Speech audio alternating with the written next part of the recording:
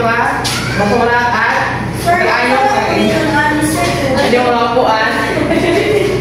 So, nakikita nyo pagpapasinsan nyo muna ang ating silid-aralan na yun para may tubig dito, pero hindi naman lang para sa ating pag-aaral. Mari na po. Okay, mari tayo umupo. Okay, so magkatala ako sa magulipan.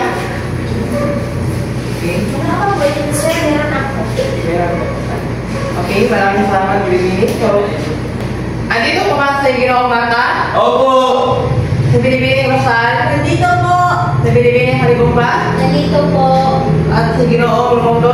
Dito po. Okay, magaling kayo. Dito kayo lahat. So, bago ang lahat, ipapakilala ko muna ako sa sarili. Ako pala si Janine de los Mayo o pwede tawagin na Sir Ja. Maniwala naman ba? Opo! Opo. So, bago lahat, ay yan lahat kung muna ang ating mga tutulin na dapat natin sundin sa loob ng silid-aralan. Wow, nagigit ba? Naglit lang. Wow. Meron tayo dito, acronym na BIDA. Nagkita lang ba? Opo! So, kung sa Jollibee ay bida ang saya dito, kayo mismo ang bida sa ating klase. Wow! That's very nice! So, sa letter B, ibasa. Bawat isa ay mahalaga pagmamahal ang sariling galing.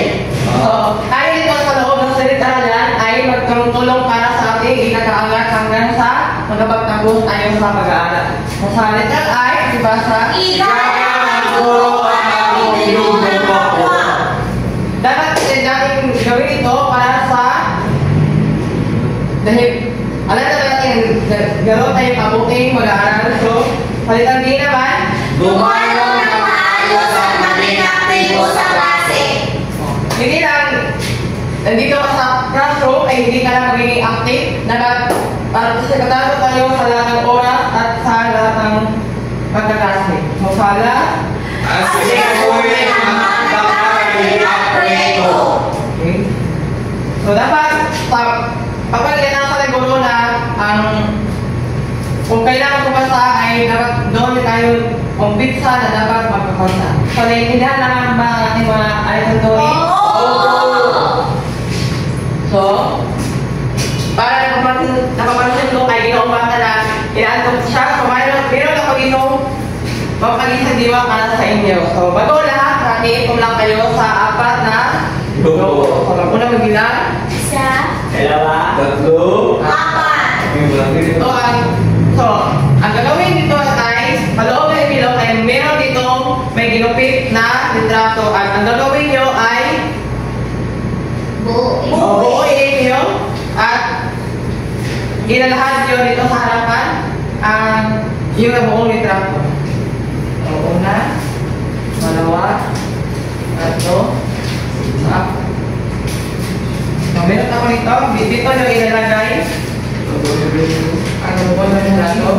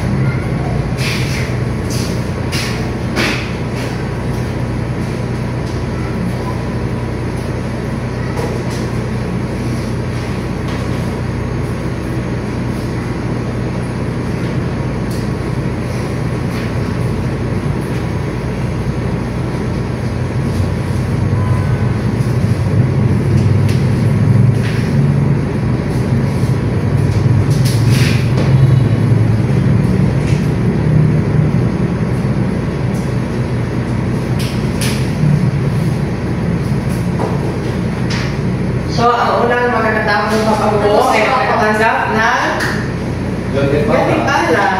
Yay! Ang iba ay nagbubuo pa, ay pwede mo ilahat, Pilipini. Para sa pangkat isa, ang aking nabuong larawan ay isang Okay ba na sama? Maaari ka na kumuha dito? Saan po? Opo. Thank you po. Walang ano naman. Okay, so natigiran tayo ay dalawang pangatlo, pangalawa at pang-apat na pangka.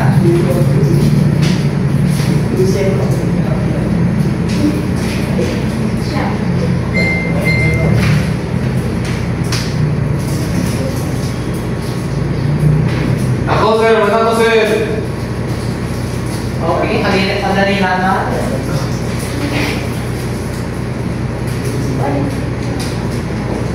Okay, pwede namin pumunta sa harapan ng tapos na. Ang group tayo sir. Opo, at ilahan nyo ang inyong nabuo. Dito. Saan mo ba ang piso sir? Pwede dito. So magandang umaga sa lahat. So kami ang group 3 at ang aming nakuhang litrato ay tungkol sa kaharian o palasyo. Okay, madali. Bigyan natin ang pagkakita. Pwede mo mag-ibigay dito. Sorry sir. Ano dito sa Okay. Hindi mo pwede ka lang kumuha ng isa. Isa lang po ba sir? Opo, isa lang. Huwag mag-alala lang yun, meron tayong kasunod. Okay, thank you sir. Yan naman. Gusto ko! Gusto po. Ako na! Pwede ka. Mauna na si Billy. Mauna na. Hindi na kanina na. Mauna na ako. Magandang araw sa inyong lahat. Ang nabuo namin sa pangkat-apat ay isang babae na maganda, may pakpak sa likod. Yung buhok niya ay Makita. maraming bulak.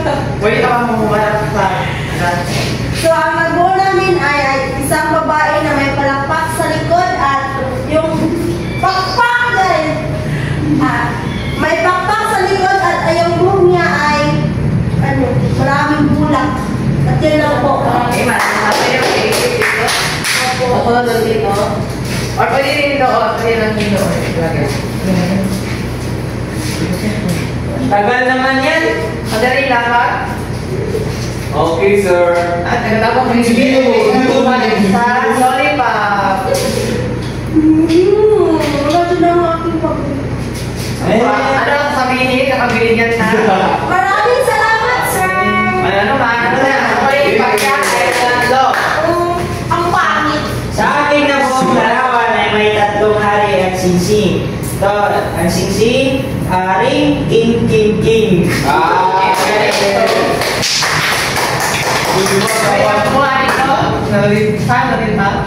Isa? Opo. Sana. Salamat. Ano naman? Hari, king, king, king. Peaceful.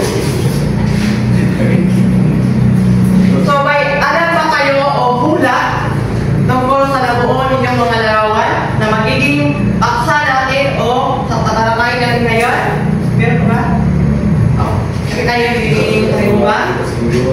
Base po sa mga larawang na po, ito po ay Ibong Adart. Ito po ay kwento ng Ibong Adart. Okay, magaling bigyan natin ang palakpak si Birbining. Sayumba. Sayumba. Okay, ulit, bigyan natin ng malakap na palakpak si Birbining. So, ang mga larawan na nabuo ay masusumbungan natin yan sa gitna ng ating talakayan. So, bago lahat, ay ilahan mo muna ang ating layunin sa klaseng bago tayo magsimula sa ating tatalakay.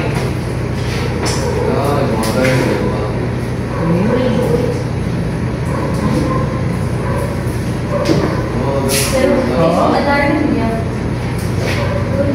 So, meron tayo dito apat na layunin. So, una, pakibasa. Natutukoy ang mga tauhan sa kwento. Pangalawa, Nakakasalanan sa kwento. Nakapahayag sa iyong opinyon tungkol sa kwento.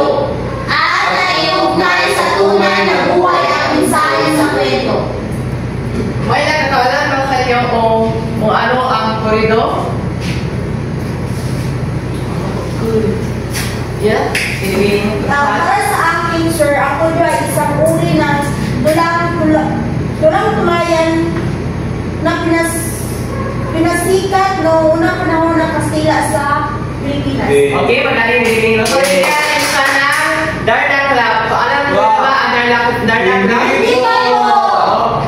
Ganito yan. So, 1, 2, 3. 1, 2, 3. Ding ang bato. Para. Okay. Sumayo na lahat. At liyayan to. Okay. Sa dalawa na to. 1, 2, 3. 1, 2, 3. Ding ang bato! Ana! Pwede na kayo umupo?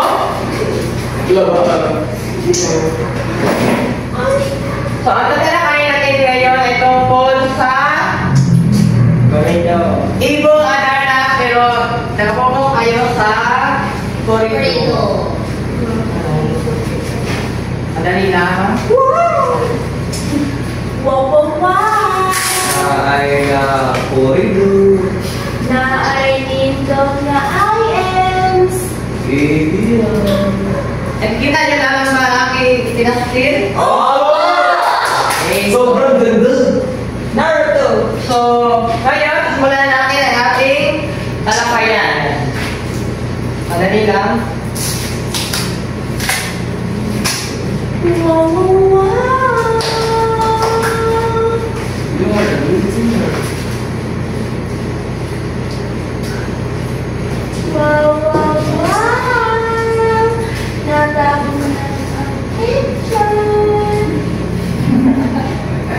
Pagiging mo talaga. Maingat po si Gia. Mabuti pa si isa yung ba sobrang... Pati ako mabuti. Hindi naman. Sanay na ba kayo dyan? Opo! Hindi yan po Huwag sa'yo. na dahil marami tayong kalaro ngayon at siyempre ba, meron din mga Ganting pala. so, una, basahin natin muna ang San Corridor. Ang corridor ay isang pagulina't manakit Pilipino at isang mahabang tulang pagsalaysay. Ipinangalan ang pinapasok sa Pinas noong Ricardo, Akin na daan. sa pamamagitan ni Miguel Lopez Velasquez. Okay, so magaling. So, ang corridor daw ay isang mahabang tulang pagsalaysay. So, nagkakagawa na ba kayo ng corridor noon? Opo. So, mali mo bang ibahagi kung ano ang corridor? Ang mga katangian nito? Isa sa katangian ng koridor ay may sukat at tugma. Okay, so magaling. Bigyan natin sa lampa. Walang ganting pala. Meron. Yes! Okay, oh guys. Give me. So ngayon, bibigyan ko kayo ng isang kopya tungkol sa kwento ng Ibong Adarna. So, meron tayo dito. Tayo. Masali mo ba ako? Tayo. Tayo. At tayo. Bibigyan. Okay, so ito dito ang unang pagkat. Pwede mo makibasa ang unang saklong at ikalawang saklong. Ang namumuno sa kahariang Berbanya ay si Haring Fernando. Tinutulungan naman siya ng kanyang asawang si Reina Valeriana sa pamamahala. May tatlo silang anak, si Don Pedro ang panganay, si Don Diego ang ikalawa, at si Don Juan ang bunso. Napawag si nanay na maging linono. Isang gabi, napanaginipan ng hari na pinatay ng dalawang lalaki ang kanyang bunso na naging sanhi ng kanyang pagkakasakit. Kalungkutan ang namayani sa buong kaharian dahil dito. Sa maraming manggagamos na tumingin, isa ang nagsabi na ang tanging lunas ay Ibong Adarna. Okay, so ito dito ang ikalawang pagkat. Opo. Pwede mo masahin ang ikatlo at ikapat sa saklong. Inutusan ng hari si Don Fernando upang hanapin ang ibong magpapagaling sa kanya. Pagkalipas ng ilang taon, hindi ito nakabalik sapagkat naging bato ng tamaan ng dumi ng ibon sa bundok na ito. Ang sumunod ay si Don Diego, katulad din ng kapalaran ni Don Diego. Humingi ng pahintulot si Don Juan sama na siya ang huhuli sa ibon at hanap sa kanyang mga kapatid. Naglakbay si Don Juan na ang tanging baon ay 5 tinapay. Ang isang natitirang tinapay ay ibinigay niya sa isang kitonging humingi sa kanya ng limos. Naisalisay niya sa kitongin ang kanyang bakal. Tinulungan naman siya ng kitonging makipagkita sa ermitanyo. Tinoroan siya ng ermitanyo kung paano makikilala at makuhuli ang ibong Adarna. Binigyan siya nito ng isang labaha at paghiwa sa kanyang palad. pitong dayaw na ipitigan niya rito upang hindi siya makatulog at ito sintas na gagamiting panali sa ito. Si Don Juan ay naghintay sa ilalim ng punong kahoy na kung tawagin ay Pedras Blancas. Inaantok na siya nang dumating ang ibon. Sinunod niya lahat ng sinabi ng ermitanyo kaya madali niya nahuli ang ibon. Inutusan din ng matanda si Don Juan na buhusan ng tubig ang dalawang batong buhay. At muli nga nabuhay ang mga kapatid si Don Juan. Okay, so maraming salamat. Ikalawang pangkat. Sa ikatong pangkat, pwede mong basahin ang pangina at ang anim na tatlo. Ikatong pangkat. Ako ba, Lord? Isang matanda ang dumamay at nagpala kay Don Juan. Pagbalik niya sa birban niya, ganoon lamang ang katuwaan ng hari, maging ang ibong Adana na ayaw umawit at napakita ng 7 magagandang bihis, gumaling ang hari. Ang Adana ay kabuhungan ni Don Pedro na pagpalit siya ng oras ng pagbabantay at pinakawalan ang ibong Adana upang si Don Juan ang maparansahan. Nang walang ibon, umalis nang walang paalam si Don Juan. So, ipinapahanap ng hari si Don Juan sa dalawa niyang kapatid. So, natagpuan nila sa Armenia si Don Juan. Maganda at tahimik ang Armenia, kaya ipinasyang magsasama-sama sila mabuhay dito. Huwag na bumalik sa Birmania. So, sa kanilang paglilibot sa Armenia, nakatagpo sila ng balon. So, naghugas sina Don Pedro at Don Diego, subalit bumalik sapagkat natakot, tanging si Don Juan ang nagpahugus hanggang sa natukasan niya ang luwaga sa balon. So, natagpuan nila doon ang magkapatid na prinsesa sa pangangalaga ng higanti at ang huli ay ang ahas na may 7 ulo. Iniligtas niya ito sa mga magkapatid. So, naghugus ulit si Don Juan upang kunin ang naiwang singsing ni Leonora. Pinutol ni Don Pedro ang lubid case at tuloy-tuloy na bumagsak si Don Juan sa balon. So, hinihiling ni Leonora sa kaibigang lobo na tulungan at gamutin si Don Juan. Okay, so magaling pangatlong pangkat. So, sunod ay ang pang-apat na pangkat na yung basahin. Ang sunod. Isinama ng magkapatid ang dalawang prinsesa sa birban nila, hindi na sila ay magpakasal. Ngunit umangkin si Prinsesa Leonora at humingi ng 7 taong palulit. Muling nakita si Don Juan at ibong Adarna. Nalaman niya ang tunay ng pangyayari tungkol sa pagkawala ng Adarna. Pinayuhan ng Adarna si Don Juan na layuan na si Leonora, hanapin na lamang niya si Doña Maria na ubod ng ganda sa kaharian ng Cristales. Sa tulong ng isang ermitanyo, nakarating si Don Juan sa kaharian ng Cristales sakay sa isang agila. Nakita sina Don Juan at Doña Maria. Dahil sa nabihag ni Don Juan ang puso ng dalaga, itinuro sa binatang mga dapat isagot dito pagharap sa ama, si Haring Salerno. Okay. Maraming salamat sa pamabasa at dahil dyan, binigyan ko kayo na hindi pa nakuha ng isang salita sa unang at unang pangkat, pangalawang pangkat. Salamat sa inyo. Maraming salamat po, sir. So, sa unang tatlong at pangalawang tatlong, pwede na mapikitan ulit.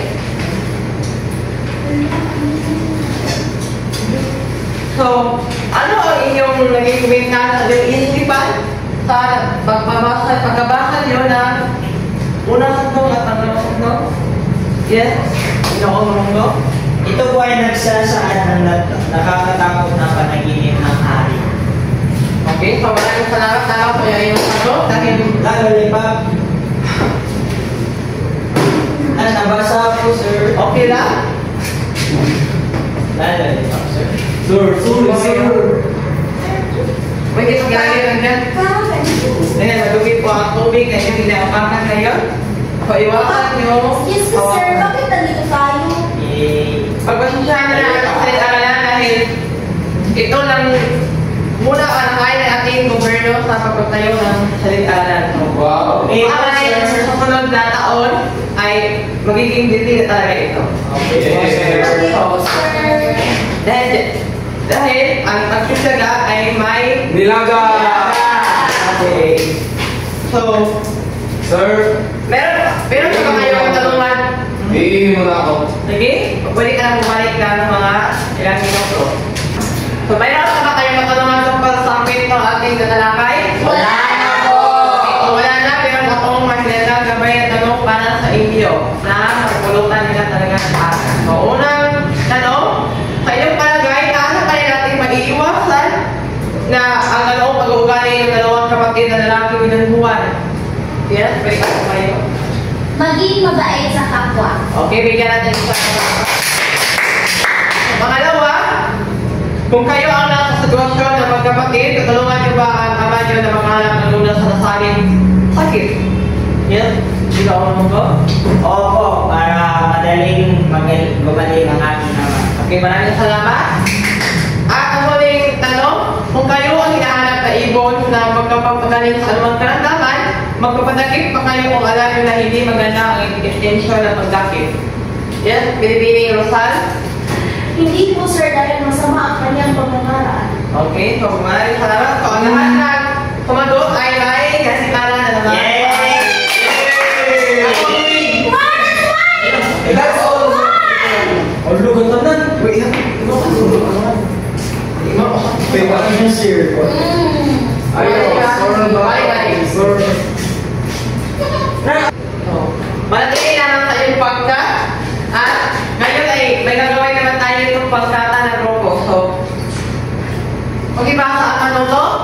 Isulat ang lahat ng papel sa kwento at ibigay kung ano ang binabanatan sa kwento. Isulat sa isa para ating papel.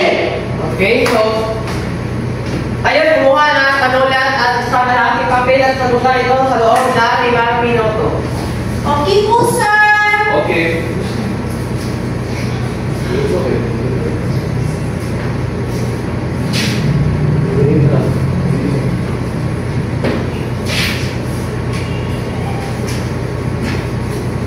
Tapos mo po, sir. Okay, kaya Tapos natin na ang iba po. na hindi pa na po. Tapos na po.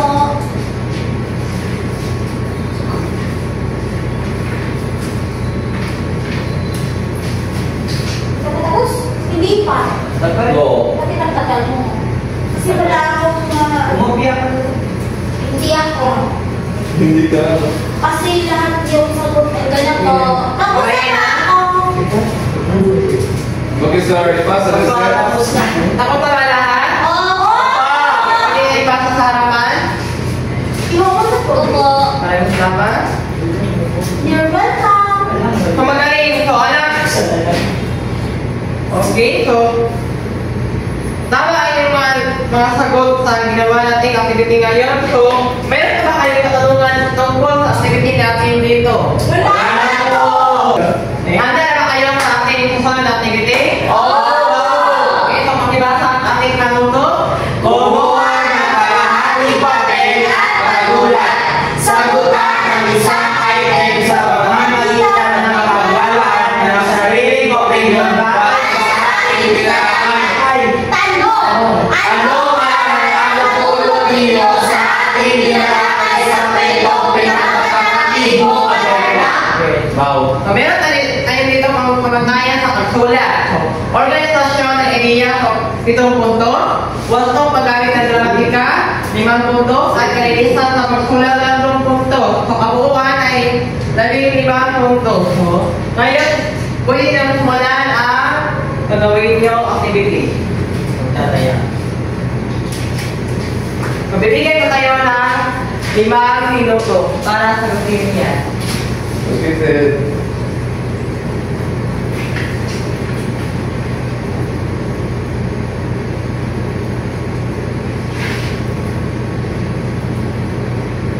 Tapos na ba ang lahat? Pwede na ipasa sa akin sa harapan. Okay, maraming salamat. Ay, so, huwag mo kumawag. Okay, maraming salamat. So, magaling dahil sagutan niyo ang ating activity at ngayon, handa na ba kayo sa inyong mga takdang aralin? Oo.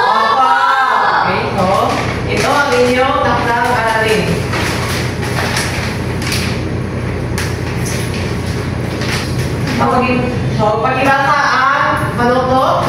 Bumuo ng sariling koridor na inihandog ninyo sa inyong pamilya. Isulat ito sa shorthand paper. Gaya na kanina, meron naman tayong pamatayan sa pagsulat dahil mahalaga ito. So, una ang pagiging masinig at tarikanin sa pagsulat. So, ito ay paloob ng 40 puntos. Pangalawa, pagbasa. Wastong paglalahad ng balarila. So, meron ito ang paloob na tatlong puntos. At so, meron ito ang paloob ng 35 puntos. At sa panghuli, kasanayan sa pagpapahayag ng saloobin. So, 2 puntos. So, abuan ito ay paloob na. Saan? Okay. Wala na kayo katanungan daw ba sa ating nagkakanin? Wala na po. Okay, wala na katanungan sa ibig. May iiwan ako sa inyong mga salita. So, makinig? Nakikinig naman lahat? Oo. Ang tunay na pag-ibig ay hindi nahanap sa kagandahan ng palabas sa inyo. Kundi nahanap ito sa Kalooban ninyo. or puso or kalooban. So, okay? Tumayo lahat. Maraming salamat. Maraming salamat po, Ginoong Sumaya. Okay, maraming salamat. Kayo. Okay.